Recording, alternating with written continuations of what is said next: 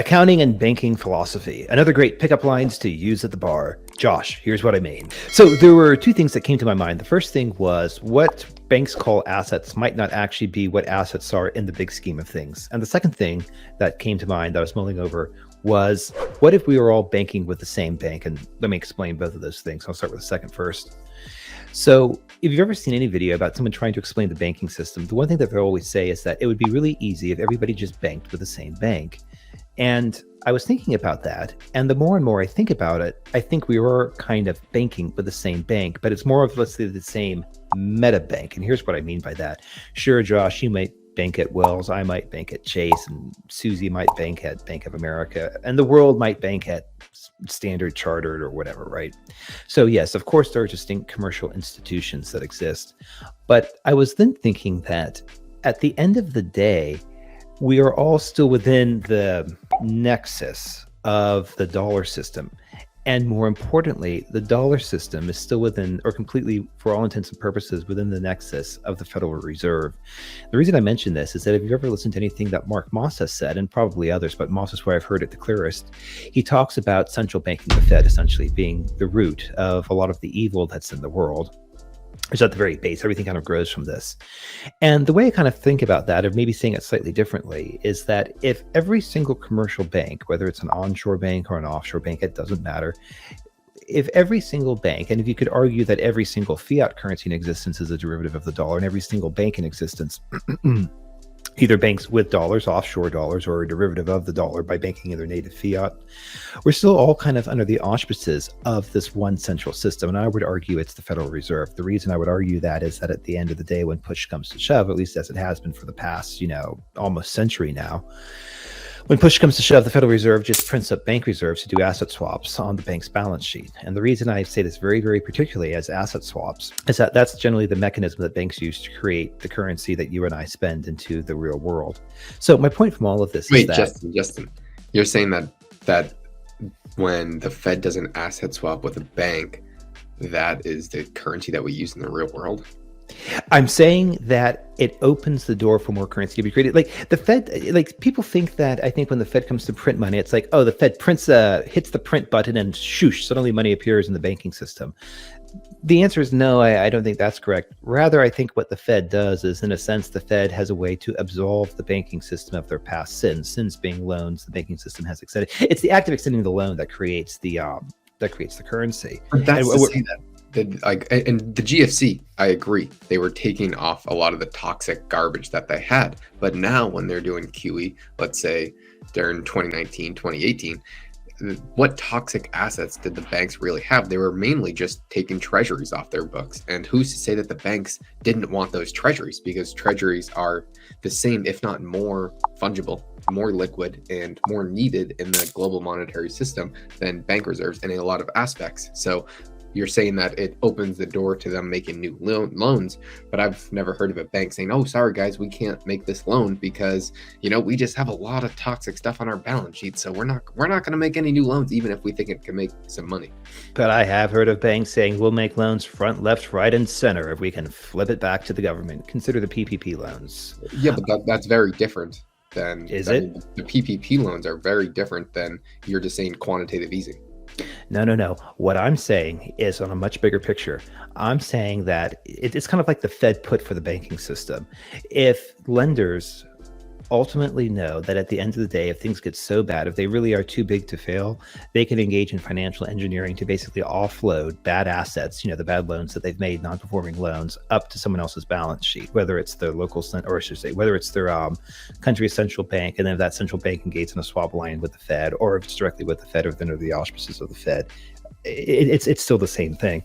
So what I would say is that this is not to engage with that ridiculous quibble of does quantitative or does the creation of bank reserves count as money lending? My argument would be, well, no. What it does is that it's an after effect cleanup of the mess, not necessarily the creation. But I would note that without the cleanup of the prior mess, when they come in and swap the assets off the balance sheet, banks are not going to be positioned to make more loans.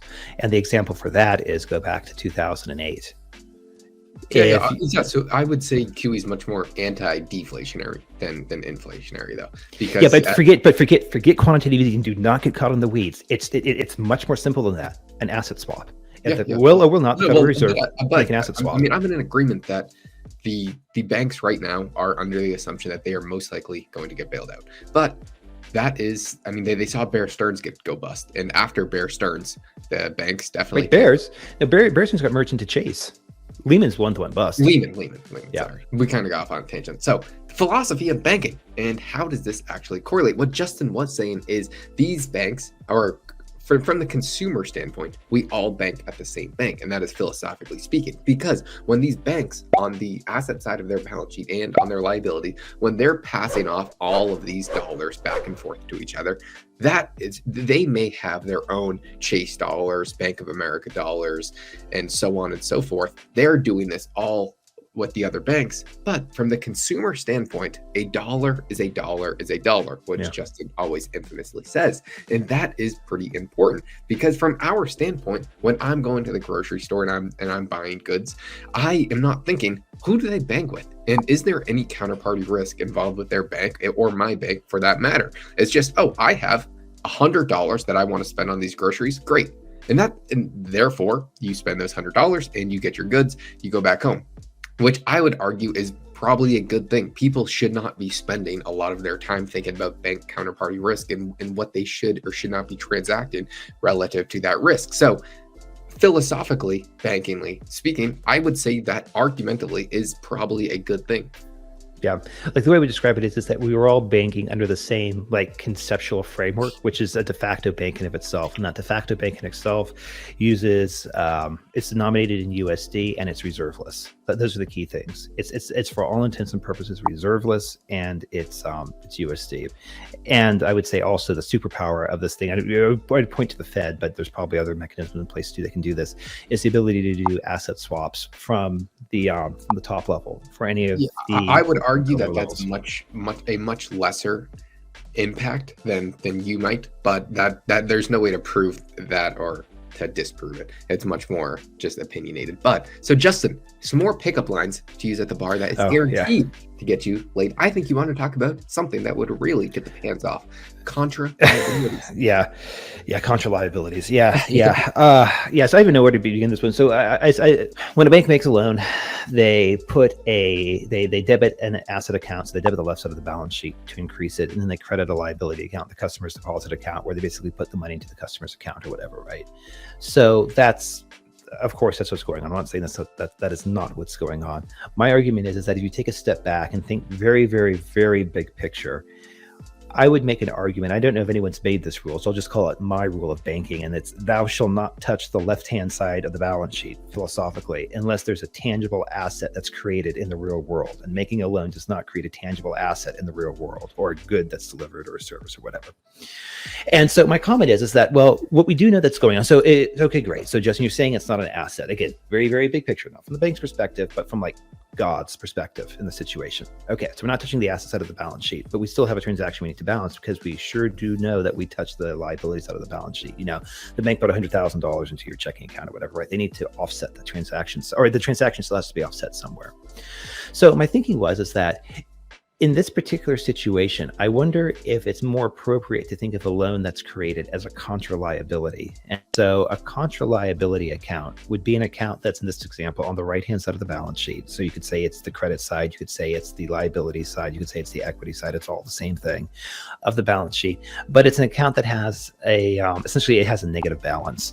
And so just as you would credit increase the customer's account, so you now the customer $100,000 more, you would debit, which, because we're on the right-hand side of the balance sheet, it would decrease that account. So this is the contra asset balancing the situation in. So if you think of a balance sheet kind of being on its side, with, let's say, the liability side here and the asset sides being here, if you put a plus, it's like hard for me to draw, but if you put a plus here and then a minus there, these two things will essentially net themselves out at the end of the day, and so you can still be in balance. The other catch from that is that, again, go back to my balance sheet, if you only have a small amount of assets here on the very bottom, and I don't even know what those would be, vault cash, coin, gold, whatever. But the more and more you expand the top part of the balance sheet, when people talk about is it Dexter's pyramid or whatever? When people talk about balance sheets teetering, on a very, very slim, amount of equity or a very slim amount of real money or whatever capital, this is, I think, a very good way to visualize it, because the more you increase the more you increase liabilities and contra liabilities, you're expanding the balance sheet. But what's interesting is that, again, from the high level perspective, you're only really expanding one side of the balance sheet. The logic that makes this happen is that you have a negative account, a contra liability account on that front. So just some food for thought.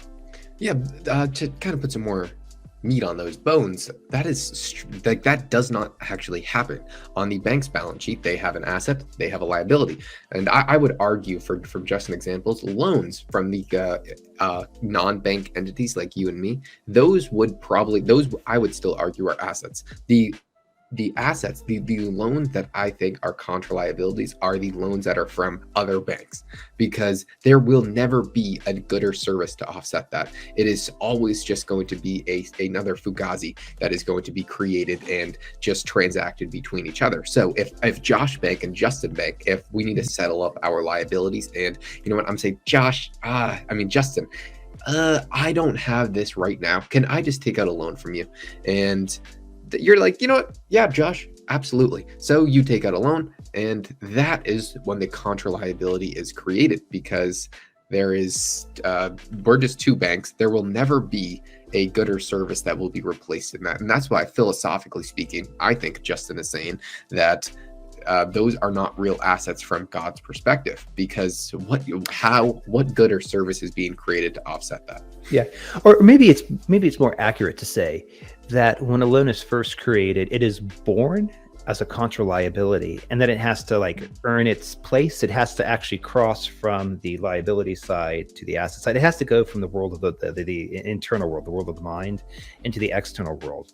And just so you guys know, generally the liability side of the balance sheet would describe the internal world, and the debit side, or the left-hand side, would describe the external world. It's so hard to point because everything's backwards.